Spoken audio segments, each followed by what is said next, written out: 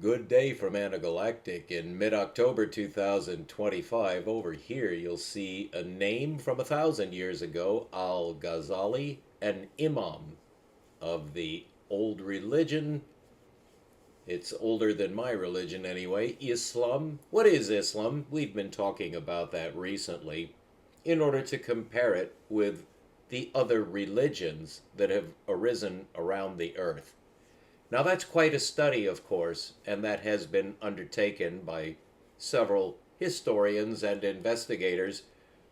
But there are two main religions, and this is always very difficult to talk about in my approach, which is classificational. So we know where we're at in a hierarchy. That very much helps the understanding, because facts depend on each other, and it's quite a network that comes out into reality from what could be called the infinite potential of David Bohm. Things emerge from inside to outside in one way of looking at things. So religion appeared all over the earth pretty much at the same time, and that perforce because history only goes back to exactly the same cutoff point for all humans on Earth. Wherever humans have gotten to, they can be traced back to a common origin, which only goes back maximum 10,000 years. Now, you may know that within the past 2 centuries, basically in England, but it's probably easier to just say Europe. In Europe, beginning about 2 centuries ago, a brand new philosophy was developed which has dominated Europe and America ever since. The rest of the world will never catch on because the rest of the world is steeped in the ancient ways. They have their own religion. The Chinese, to this day, have their own religion. The most amazing thing about the Orientals, I would say, in terms of religion, is their virtual neglect of anything that was addressed on the other side of the Himalaya mountains. As you know, all the Oriental people were cut off from all other humans quite long ago. On the order of 3,000 years ago, Chinese history begins, and they have no idea where they came from. A really, truly remarkable fact. Most of the people on Earth don't know where they come from. They have no idea. The Africans, for instance, have no developed theory or myth or legend about where they come from. If you look, of course, everyone makes something up. And legends are very important to pursue, even though they're obviously wrong or false or just stupid. They're just non-scientific, not even reasonable. Like everything came from a turtle or a bug or just some entity with a face that has, no, it just was invented by the human mind. So when we're talking about the religions of Earth, it's very important to be precise what you mean by that. And this does become important because it's the white race. There are 3 races, using race, whatever the history of the word, it's just convenient to use that word because we have no other word. Strictly speaking, there's only one race. It's the human race if you're going by the genome, which we know is the right way to do it. But we're humans, we don't do things the right way. That's why we're human, is because humans do things the wrong way. That's the whole name of the game, is we wake up and we just do everything wrong. They're just not happy, just constant conflict. As Krishnamurti pointed out, you can define everything in humanity by just problems. Fatal problems, lethal problems. No way out of death. No way to explain anything. That's our birthright. Absolute confusion. Nobody agrees on anything. But, of course, that's somewhat of an exaggeration. So religion attempts to address reality from a point of view of induction. It's inductive. Which, what does that mean? It means you try to see the structure. You're trying to get a direct insight into what something means of the nature of reality. You might be tempted to think that it was created. It was created.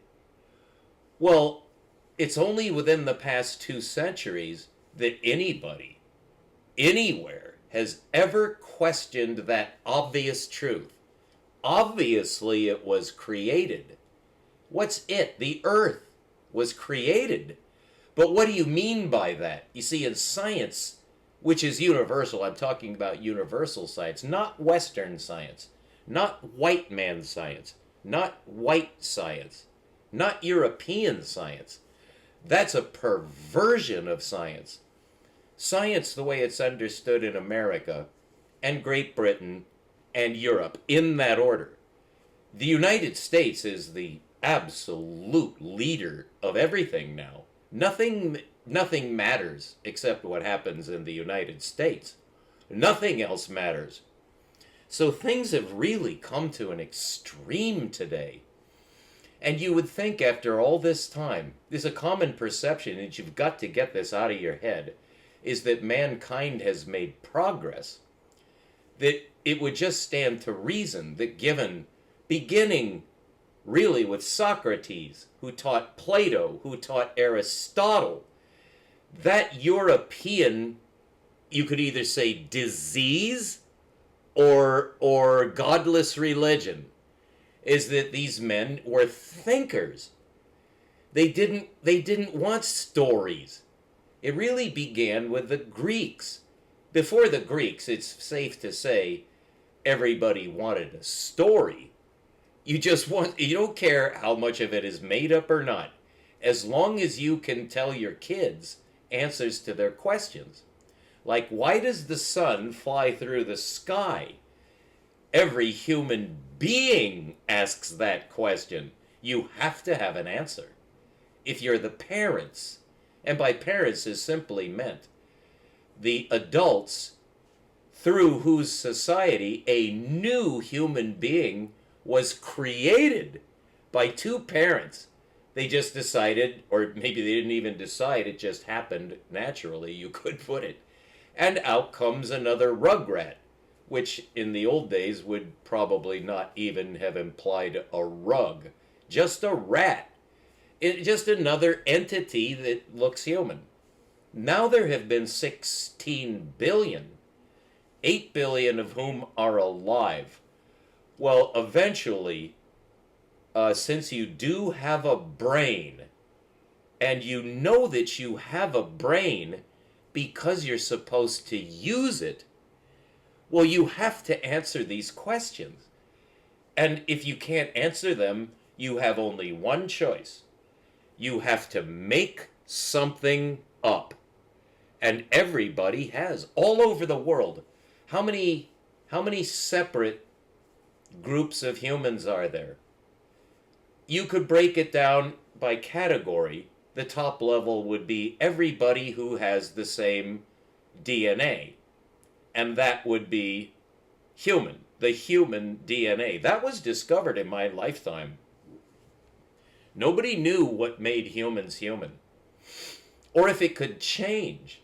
A major topic was raised by Russell and Darwin, Huxley, and others to follow, which has become the dominant theory of origins, certainly in biology, in the white race. It has nothing to do with 85% of the humans who've ever lived.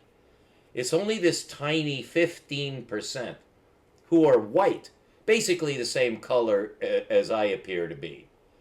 I am considered to be white.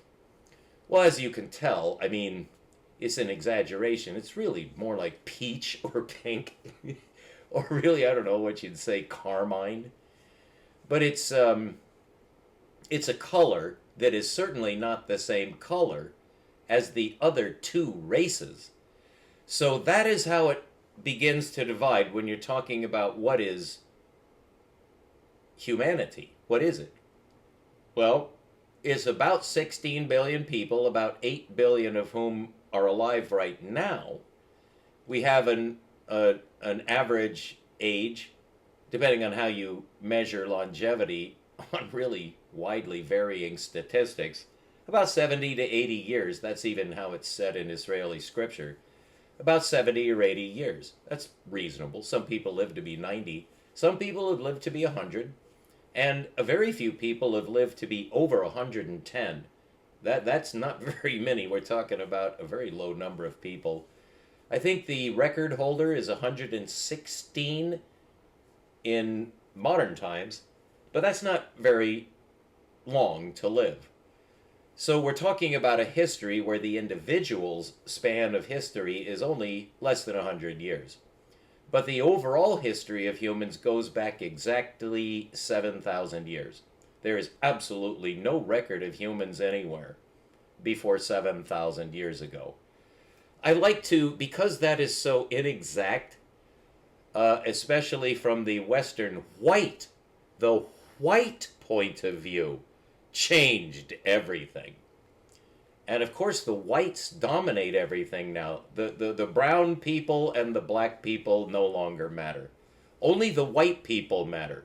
Now, I'm not saying any of this is good. I'm not even saying that any of this is inarguable.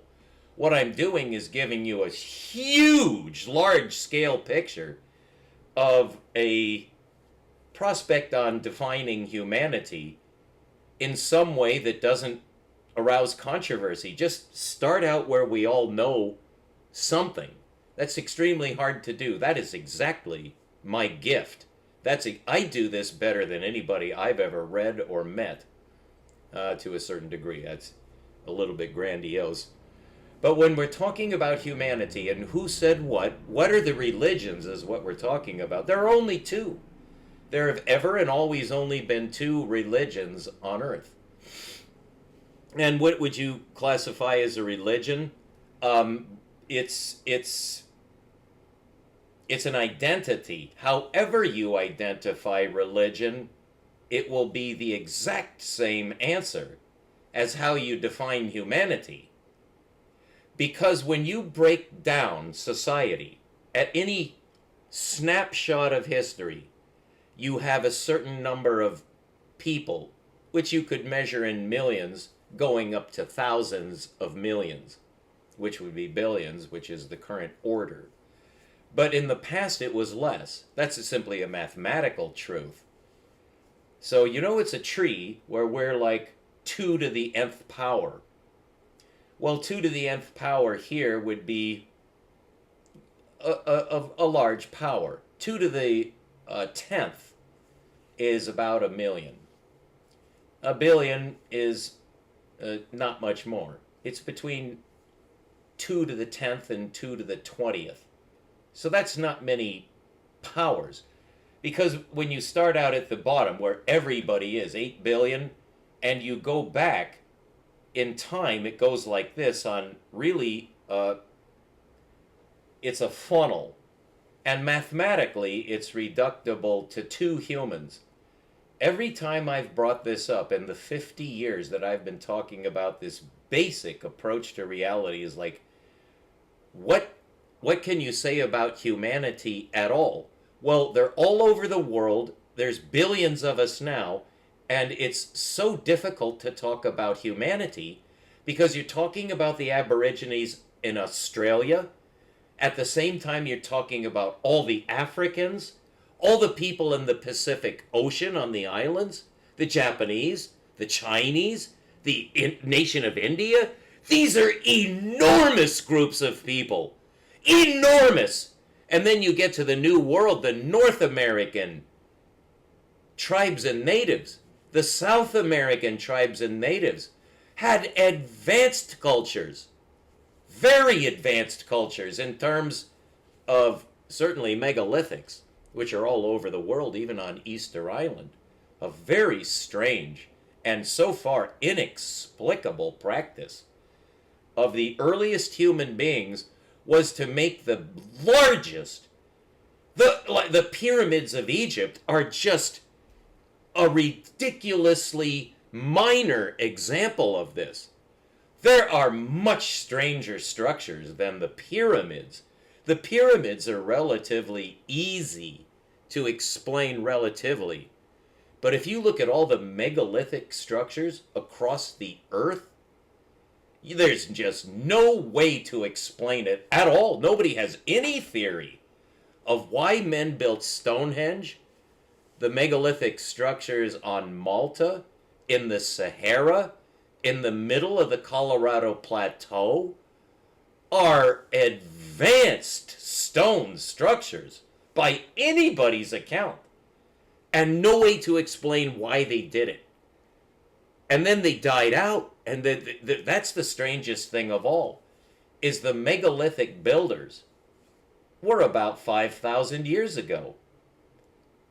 And if you try to go forward, they disappear. It just was a phase. Well, nobody's ever explained that. There's no way to explain that. There's no theory, there are no facts, there's no nothing. Well, there are facts that simply don't fit together. So something in the past happened that to account for all this that nobody's even guessed at.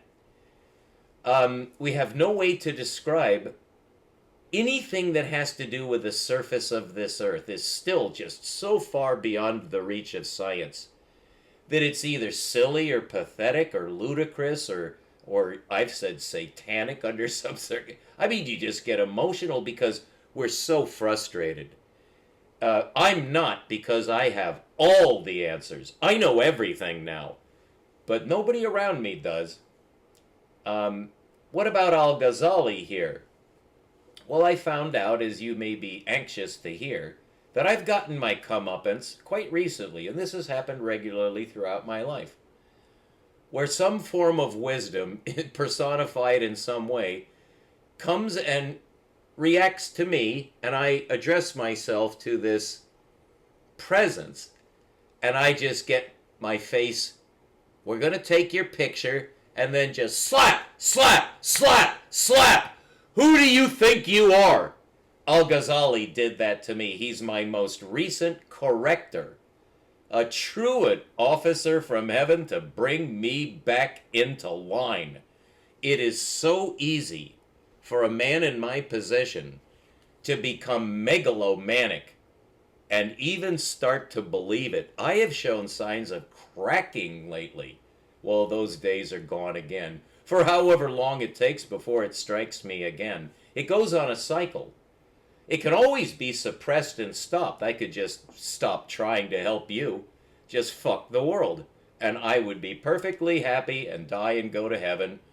I don't think so. Because I'm not like you. I have to do what I do. Which means that I am going to be prey to megalomania. I feel it right now. I feel so superior to science because I've done exactly what a scientist is supposed to do. But nobody else does. Well, doesn't that sound a little megalomaniac? Wouldn't you worry about yourself if you think that you're absolutely alone and you're the only man on earth? I've said this, I believe it fully. I'm the only wise man left. There's al-Ghazali. Now, he's been dead for 1,000 years. So I could let myself off the hook and go right back to my toxic, self-destructive behavior. I'm sorry, baby. I don't look at it that way. If I'm megalomaniac, there's a reason, and you need to adjust. I don't. I'm in no danger whatsoever. I can't be lost. I'm one of the elect now. Now, you know, the next one who's going to set me up and start slapping my face is going to be my creator through whatever office is used. If I die tomorrow with this attitude that I have, I am not sure that would cut the mustard upstairs, if you see what I mean. Now, you may not believe in that whole thing. Like I'm just fantasizing anyway, and you just pity me or whatever, you hate me or whatever. Very common. I've been hated all my life, mostly shunned. In the churches, I was never understood. As a scientist, I've never been understood. People don't understand the truth. They don't really want it. And it's kind of unfair to label people. I'm forced to do so because people label me. You know if someone's listening to you or not. You know when you've lost them. Maybe you can even figure out from experience where you lost them. But it's their fault. They fucked up. They could not keep up. It's never my fault. I never make a mistake. You see, that sounds so strange to me. I'm forcing myself to talk this way. So you know what I'm up against psychologically in trying to reach out to you at all. I have to. I have no choice. It's not because I'm altruistic and like you. Although it would have to be or I'd be a hypocrite. Of course, I'm trying to help you. Meaning anybody who listens besides you. It's not you personally. You personally listening to me are a godsend to me. Just the fact that you show up as someone who viewed me at all. Oh, man. I am so starved.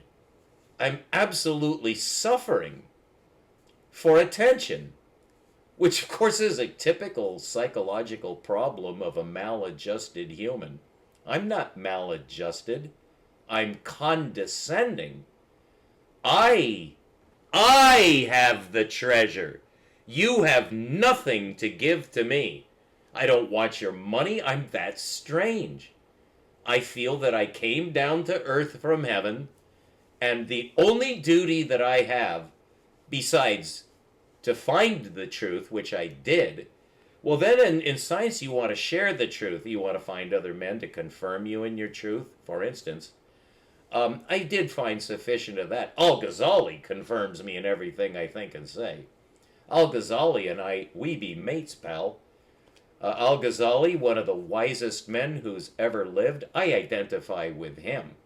That's my spiritual father, among many. But as for anything to do with hoi polloi, just the common herd of Americans or whatever is in America, I actually don't know where I am. America is one of the most confounding concepts I can even imagine. I do not understand America.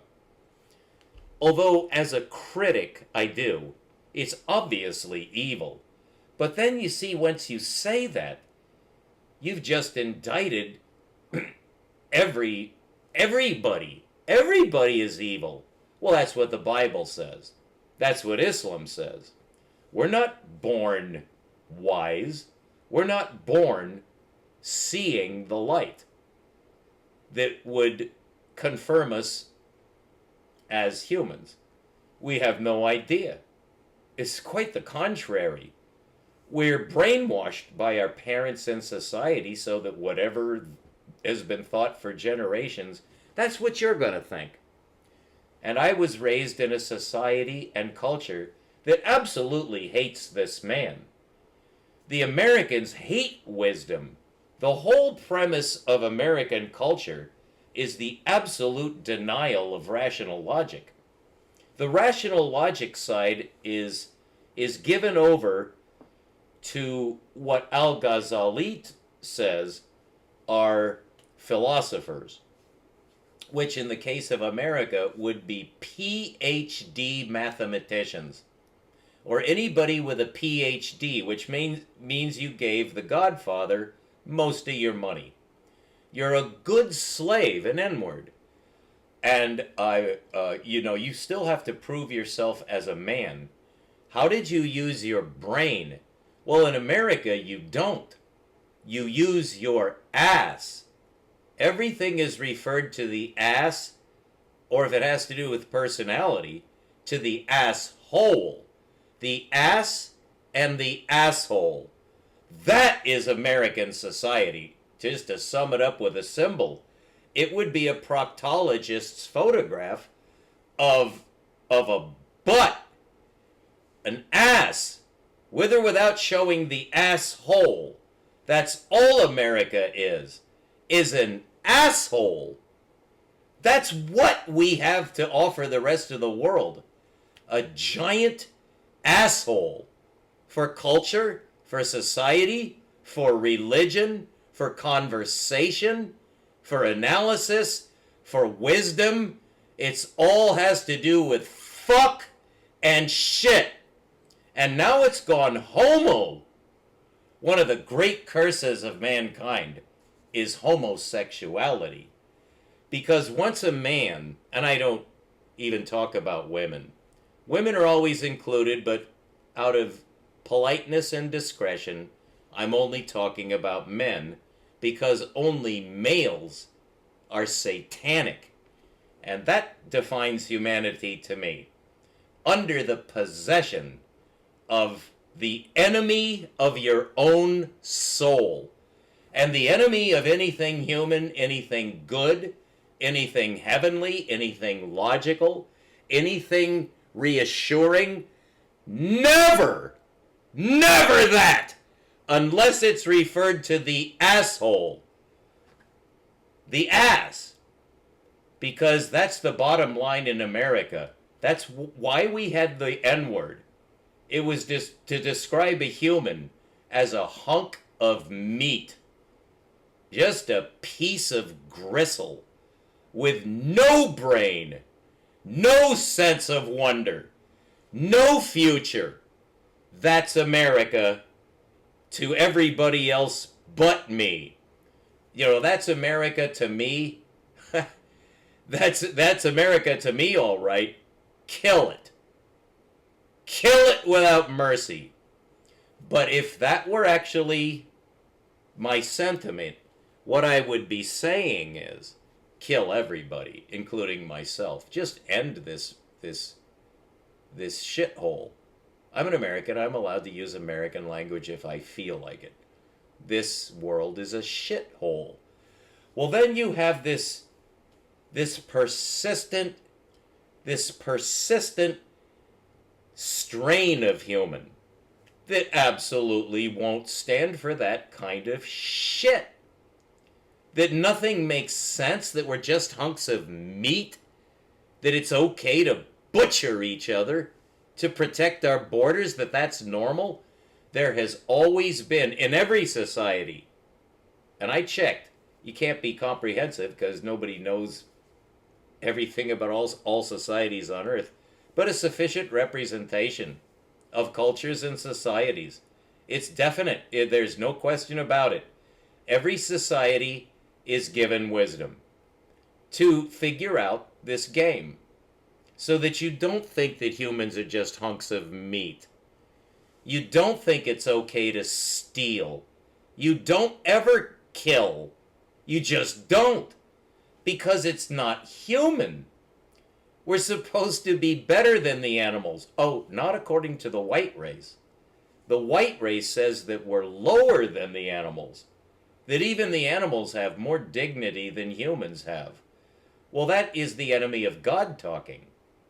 So this is a battleground. If you want the truth about the religion of earth, it's a battleground between two cosmic ideas that were around before there were humans. Before anything appeared on this earth or in this solar system, there's a war going on in heaven that we have no idea of its extent, except now it's also taking place on earth. And there's no way to figure that out unless heaven discloses what she's doing. Well, that's the story of religion. There is a disclosure. We have a report back from our Creator, who is not here. So this comes from the great beyond. It's a book. And you might think it's the Holy Bible. No, it's not. That's not a holy book. What it is a collection of documents. Really, the current Tanakh has about 40 books. And since the time of Yeshua, you would have to add on the gospel story, which has 4 canonized versions, whatever canonized means. I do know what it means, but there's no way I could explain it to you. It took me about 20 years of continuous research to be absolutely sure I knew how the books of the Bible got into it. There are 66 today. But one of them is missing. And it always has been missing, and it's still missing. So you see, the feedback system in science is now known to be gone, and it can't be recovered. So science is over. But so is religion. Religion has no feedback system. So that brings us to our definition of religion.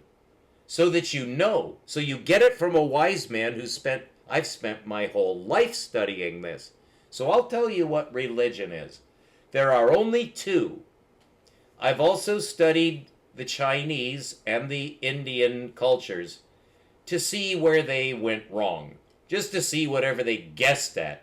And the Chinese were visited by wisdom from heaven. The people of India are mostly Cushites. They're from the black race, and the black race has never produced anything of value for humanity. Nothing from India is of any value whatsoever to a wise man. It's really pure superstition. But there are always exceptions because we're individual humans. And I found in the Rig Veda the proof that there was a man like myself and like al-Ghazali, really like a prophet, a man who does have wisdom, a man who is fully human and therefore is operating at a higher level, using his brain correctly. In the Rig Veda, I can easily find for you, it's just about 2 stanzas long, where it talks about God. And there's no question, the Creator created the cycles of heaven. There's only one Creator. That's in the Rig Veda, one of the Vedas. It's not nearly as old as Genesis, for instance. So it really has very little value, except to prove what I just said, that in every culture, you get men from heaven. Heaven will visit every culture to give everybody a fair chance. Now, in the North and South America, Yeshua was unknown. So they got a different version from the Great Spirit. And in China, there is no conception of God anywhere in the entire history of China. They just avoid the topic completely.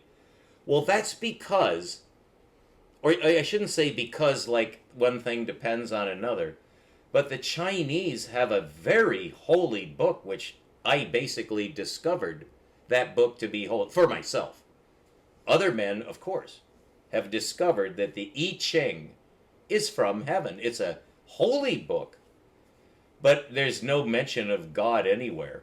However, there is. It's just the Chinese have no conception of God as an intelligence, except in the most abstract form. Well, God is ineffable, so he certainly is also abstract. In other words, you're never going to define God. That's how the Chinese define God. They don't. They talk about the creative force, which is equivalent in Islam to replacing the concept of angels, whom they do recognize angels, such as, of course, Gabriel and Michael. They know angels. They know more than just those angels, and there are dozens of named angels. But they don't think shaitan, the one that Europeans call Satan, that's shaitan, is the ancient name for that angel. Well, in the Israeli transmission, according to the book of Job, which is a genuine book of wisdom, but it doesn't belong in the Israeli scripture. Nobody can explain why the book of Job is in the Israeli scripture as one of the 5 wisdom books. Nobody knows where it came from. Nobody knows who wrote it. Nobody knows anything about it. So by magic or by miracle, the book of Job is in the Israeli transmission, and that names shaitan as an angel. So the Islam people don't believe that. They actually don't know it. Although some of their scholars have undoubtedly seen it It doesn't fit in with their myth system, which is simply a religious framework. Called a myth because it's not strictly speaking science doesn't mean it's a lie at all. It's just a framework, which is necessarily partially metaphorical, because you're talking about beings now that you can't see. So what am I pointing out here? That Islam does not believe that Shaitan is an angel, even though Yeshua says that he's an angel, and so does everything in Hebrew scripture. There are not many references to Shaitan as an angel, but there's enough that we know that that's what he is. Well, Islam says he's not, and they're also right, because it's also said that Shaitan is a spiritual being, that he has a spirit. Well, that's what the Islam people think of Shaitan, that he's a jinn, Jinn. That is not an angel.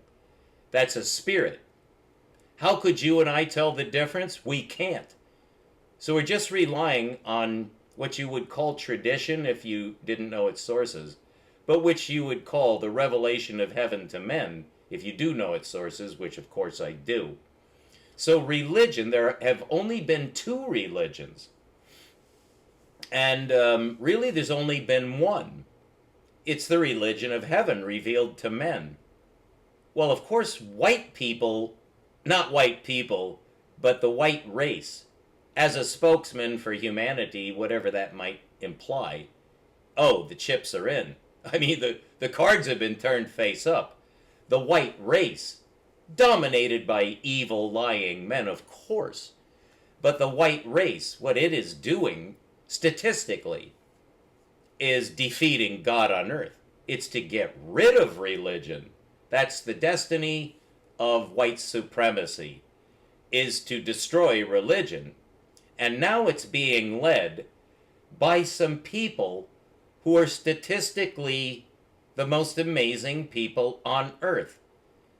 They call themselves by an ancient name, and now they live in a country they claim that's named by the ancient name of the people's country. But all of that is pure fantasy that's been drummed up by the enemy of mankind. So this is a cosmic battleground. It's a cosmic battleground. For what? What is the goal? Human souls. It's to collect human souls. And there are two claimants. And this goes right back to Eden. And you only find out from the book of Job and the life of Yeshua, and you also have to be a scholar and gifted with wisdom from heaven. I fulfill all of those credentials. So only I can see through this. So I will tell you what the religion of earth is. It's a battle between the creator of the earth, who is good, and his son, who is evil. And it's his son. But it's not, you have to be so cautious talking about this to anybody, whether Islam, Christian, or there really isn't anybody else. That's what I was getting around to. There's only 1, 2, or 3 religions. You could say 1, 2, or 3, or a giant fourth category of religion. The true religion is Islam today. Islam is the good guys. They're the good guys, and that's been proved, and anybody in their right mind knows that. They're being attacked by their ancient enemy, whom Yeshua identified as Satan himself. Satan is attacking the Islam people because the white people have been selected, just as the lineage of Yitzhak, which is Jacob, whose name was changed to Israel. That was the chosen man, was Israel, in order to produce the elect one. That's the reason for the chosen people of God, is to produce the elect one. So that was the purpose of the Israeli nation. Unique among all the tribes of earth were the Israelites. And I think you know what happened to them. You probably don't, but I do. So the situation is well in hand as long as you listen to a wise man and do not talk back to me. I keep warning as if, you're not allowed to challenge me. No, you're not. I am it. I am the authority now. So I'll tell you what religion is. It's Islam. And where does Christianity fit into that?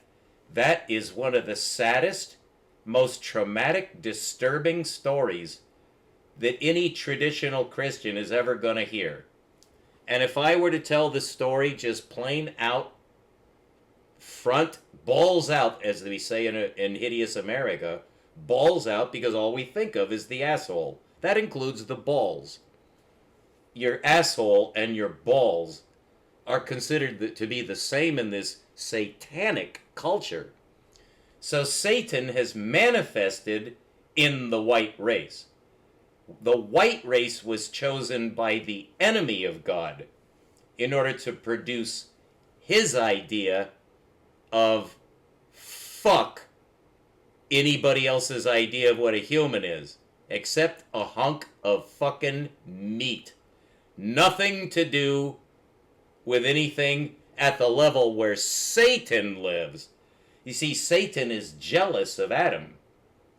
Satan saw that the Lord God, really his father, as the father of all the angels, of course, those are called the sons of God. And we're going to get around to Yeshua in a second as having been designated the one and only Son of God. That's because he's the elect one. He's the unique human. We are a 16 billion headed tribe of basically ants without any blueprint or leader. Just spread out across the earth and just be ridiculous. There has to be some reason for this ecology and the presence of so many humans. It's a very simple question. It's just that it has no clear answer and cannot. This whole situation on Earth has been set up to absolutely confuse us to death. That there's no way to figure this out. That's true. There is none. And the tribes of the earth that spread across the earth that were cut off from the transmission from heaven itself have no idea where they're from. Even the great nation of Chinese, who to this day outnumber every other nationality, there are a couple of billion Chinese, okay? So we're talking about a quarter of the population of the earth are Chinese. They have no conception of God. They have no conception of history. They have no history. And that's their whole basis of existence, is just ignorance. Really, stupidity. The Chinese culture has nothing to offer anybody else and never has even tried.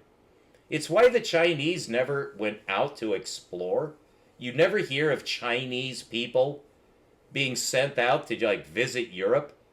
Marco Polo went to visit China. Lots of people have gone to visit China since. But China doesn't go visit anybody. It's because they're stuck up. They were isolated so early in the dispersion of man across the earth that once they got on the other side of the Himalaya mountains, they lost track of reality. They live in their own kingdom.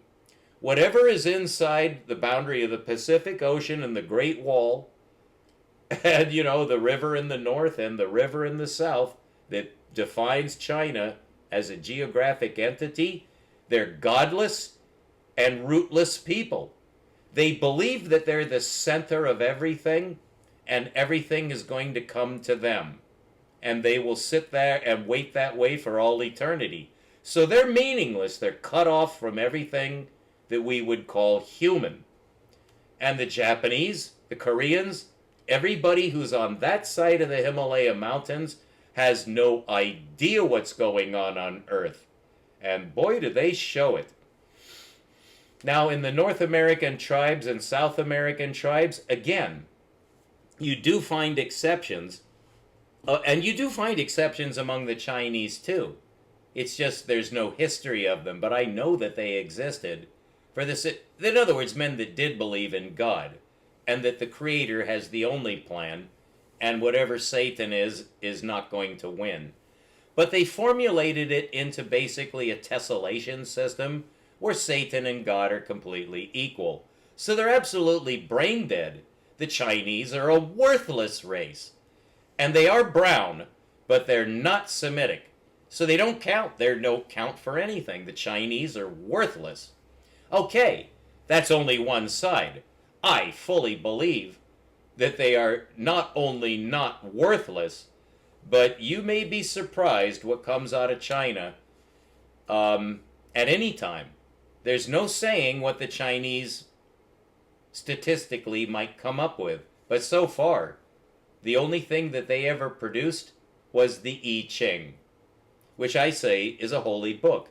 Now, in North and South America, they didn't even know what writing was, so they have nothing to say at all. There are some Plains Indians who recognize the Great Spirit. In South America, I think you know, they were absolutely brutal and probably deserved to be wiped out by the Portuguese and Spaniards. It's not for me to say, but I'll just give you my plain opinion. Fuck the South Americans. But of course, that's again leaving out their actual conscience, because they're part of the Creator's creation. They're human, they have souls. So whatever I say negative about the Chinese or the South Americans or the Africans, who are basically the worst of all of that is essentially in the Bible, indirectly. That there's only one game going on earth, and it has to do with Christianity. Christianity is the only religion. Well, I just got done saying that Islam is the only religion. You better pay attention really hard right now, because I'm not putting up with anybody saying, I just can't understand you. It's because you're stupid. So Islam is the only religion, for the same reason that Christianity is the only religion. Was there any other extension to the only religion? Yes. But in order to find out where religion comes from, which ended up with Islam, which is Ismaili, came from the Israeli, so went from Israeli to Ismaili. The Ismailis took over the transmission 1,400 years ago exactly. It was in the year 600. The Hijra. I don't care about the fucking details. That's meaningless. It was 600 AD. It's called the Hijra. When they took over what the Israelis fucked to death. They ruined God's plan. No, that's impossible. But it looks like they won, and they think they've won, because Satan has convinced them that God is wrong and Satan is right. It's a fight to the death at a level we will never comprehend. But we are the pawns in an all-out war between the sons of God. And that's called the apocalypse. When the sons of God, both good and evil, fight it out. Right here. And that's just about to happen. So all of this saber rattling, like you have the Sanhedrin, the Zionists, who are just as smug as Smaug the dragon. They've got the goys. They've got the goddamn Islam people. They're going to defeat God. And they've won. And they're just mopping up. Nothing can stop them now. The Jews won for Satan. It's over. We lost. We're going down. But God has an ace. And then when he flips up the cards, there's only one hand that beats Satan's. And Satan is betting the mint that God doesn't have 5 aces. Of course he does. And so the Jews are going to be wiped off of the face of this planet. But if you think that's anti-Semitism, it's because you're satanically controlled to think so. And there's no way I can penetrate your ignorance. So if you call me anti-Semitic, I'll knock your head right off of your fucking shoulders. Don't you ever accuse me of your sin.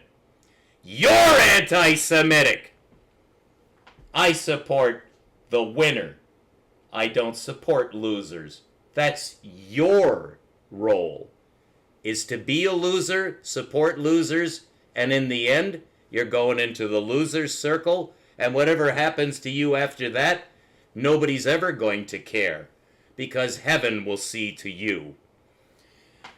I am looking for rewards, and I have done everything I could for 50 years to get the rewards that I know my Father wants to give me. But he does not want to give them to you. He doesn't like you. Who am I talking to? It's not you, the listener. It's my critics who will come along either before or after I'm dead to see about my little contribution to try to steal your soul away from Satan and hand it over to my Father, who would be more than happy to have you. If I could be instrumental in saving your soul, whoever you are, that's the only reason I'm here. Do I want to save your soul? No! Only my Father wants to save your soul, because he might. I'm much more apt to just pop you one and finish the job on you. I don't like you. Whoever you are, I don't trust any human. You're all evil, just as Yeshua said. You're desperately sinful. You stink to me. And the Chinese, fuck the Chinese. The Africans, fuck the Africans. And the Europeans, fuck the Europeans. Fuck all white and black men. As for the browns who are not Semitic, fuck them too. Fuck the islanders who are idolaters, North and South America, fuck them all. It's not my game, I couldn't care less. I'm not here to answer every question that you might have. I'm only here to answer the questions that are meaningful. What about the Christians? What about the Islamites? What about the transmission from before the flood? What about the flood? What about the galaxies? What about the planets? What about the cycles of nature? What about the facts that are incontrovertible? What about the evidence of creation? What about the evidence of a designer?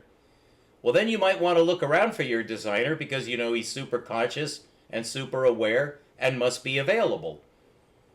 Not when there's a game going on, he's going to hide. You have to figure out the existence of your creator. Well, most men can't. It's beyond their intelligence. Well, that's why you're going to die and not go to heaven. You're unqualified. You didn't make it. You never became fully human. That's the secret. Children are born pure, but very quickly their parents and then everyone else around them and fills their minds with poison so they'll never see the light. And that's the story of the gospel, which is the revelation of the light to any soul by direct transmission. And Yeshua was responsible for that power in men. As for him hanging on a cross and bleeding and paying for your sins by his blood, I recommend that you don't say that. You don't know what you're talking about. And that condemns the entire realm of America and American Protestantism. They're traitors. They are not Christians. There are no Christians in America except for me and about 20,000 others. The rest of you are doomed and there's nothing that will save you. So that's my message to you. It's hopeless except if you listen to me. So we're right back to the theme, my megalomania. My megalomania is to offset you going to hell and burning forever. So I'm risking my soul for yours. Are you worth it? I've heard pastors ask that question. Are you worth any effort at all? What good are you? Are you just as worthless as the Chinese race? Are you just as worthless as the African race? Are you just as worthless as the white race? Or are you looking for God? Well, you're going to need to turn to Islam, to Muhammad the Prophet, Yeshua the elect one, and then you'll reach the end of your journey at the cross, where you're going to find out what the cross is all about. Yeshua is in heaven quite safe. Whatever happened to him on earth, what about you and me? You know what he told you about your crucifixion? Did you hear that part? Oh, no, the Christians don't ever hear that part. You're going to the cross. I already have. I don't know if it's over yet. Only my master, my Father in heaven, who would speak to me through his Son, that's what the Islam people don't understand, is that Yeshua is not God. But here's where you fuck up, Islam idiots. Islam beloved of God idiots. I'm here to correct you. There's not much time. I'm going to wallop you. I'm going to wallop your Muhammad the Prophet is coming down off of the high horse. Because you don't know who Yeshua is. I have to make sure that you do know who Yeshua is. No, he's not just another prophet like Noah and Muhammad.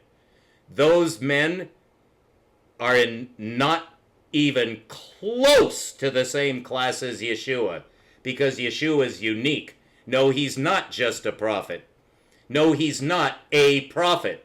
He's not one of the prophets. He's not a prophet. He's the king of prophets. He's where all prophecy originates. That's the Son of God. The Son of God. You lift a finger to me, you Muslim scholars, you line up behind me, Satan. Don't you backtalk me, or you're finished. I'll tell you who Yeshua is. You have no idea, because you idolize Muhammad. You're guilty of your own worst crime. I'm here to fix that for the sake of children who may look up to you, as I'm starting to recommend the children do, of any age. To the prophet, yes, but only as the prophet is in submission to Islam. I'll tell you what Islam is. Okay, thank you. I got that out of my system. May Allah bless you by his true name, which is not Allah. That is not his name. And I'm going to teach you the Sabbath. You're going to learn the third and the fourth commandments of Moshe, who you seem to think is a prophet. That's why he's called a prophet. He told you about the Sabbath. What do you know about it? Nothing! What do you know about the name of God? Nothing! You have to know! You're the authorities! So I'm going to teach you. Stay tuned. Thank you.